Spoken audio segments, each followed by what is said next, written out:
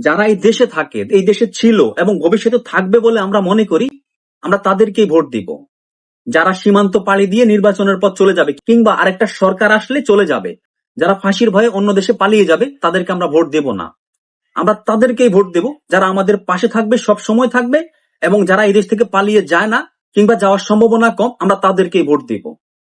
তার বিশাল বাহিনী থাকুক কিংবা না থাকুক, আমরা তাদেরকেই ভোট দেব।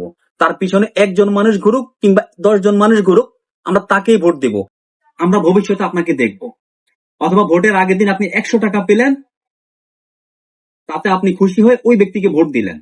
এখন দেখেন, চিন্তা করেন যে আপনি একটা মানুষকে ভোট দিলেন, ওই মানুষটা আপনাকে সাময়িক সময়ের জন্য কিছু টাকা দিল। উনি কি ওই টাকা কোথা থেকে দিল?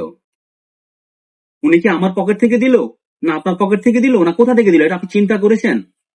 একটা উপজেলায় কয়েকশো কোটি টাকা খরচ করে একটা মানুষ আপনার সেবা করার জন্য আসলো, উনি কেন আপনাকে টাকা দিবে?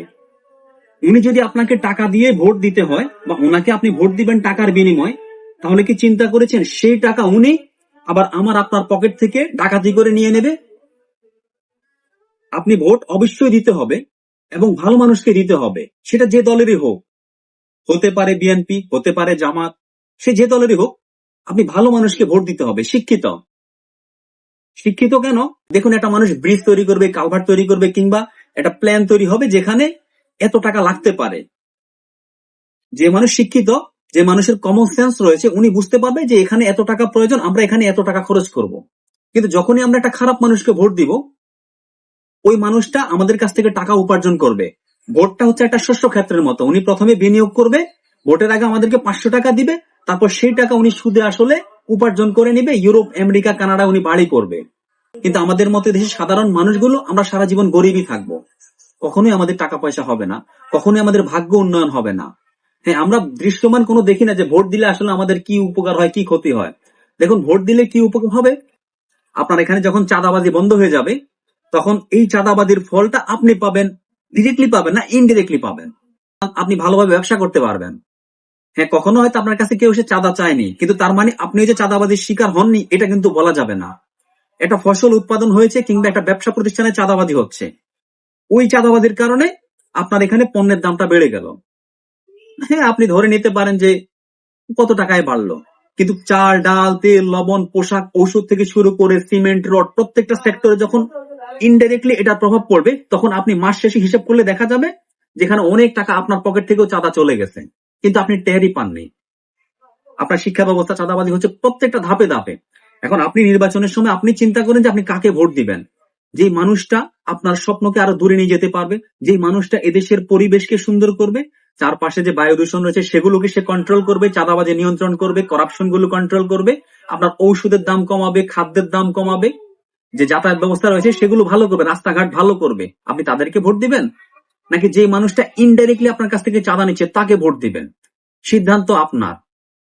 এই দেশকে পরিবর্তন করার জন্য আপনি 200-500 টাকার বিনিময়ে যার পিছনে 2-4-500 মানুষ ঘুরে, লাঠি নিয়ে ঘুরে, যার বিশাল বাহিনী রয়েছে, যার ক্যাডার বাহিনী রয়েছে, তাদেরকে ভোট দিবেন? না যে ব্যক্তিটি ভদ্র, শিক্ষিত, যে মানুষটি রাষ্ট্রের উন্নয়ন করতে চায়, আপনার উন্নয়ন করতে চায়, কিন্তু তার পিছনে ক্যাডার নাই? আমি কখনো কোনো রাজনীতিবিদদের পিছনে ঘুরি নাই, সময় দেই নাই, কারণ আমার কাজ রয়েছে। আমি ওই ভদ্র মানুষকে সাপোর্ট করি যিনি কাজ করতে পারে, যিনি ওনার কাজ করে পাশাপাশি আমাদের জন্য সেবা করবে। কিন্তু আমরা এমন মানুষ চাই না যারা সারাদিন ক্যাডার বাহিনী নিয়ে ঘুরবে, দিন শেষে তারা আমাদেরকে একটা মোহের মধ্যে ফেলে আমাদের ভোট নিয়ে আমাদের কাছ থেকে অর্থ লুটপাট করবে, তারা দিন শেষে কানাডা চলে যাবে। কোন এমপি মন্ত্রী ছেলে কি আজ পর্যন্ত জীবন দিয়েছে? না, জীবন দেয়নি।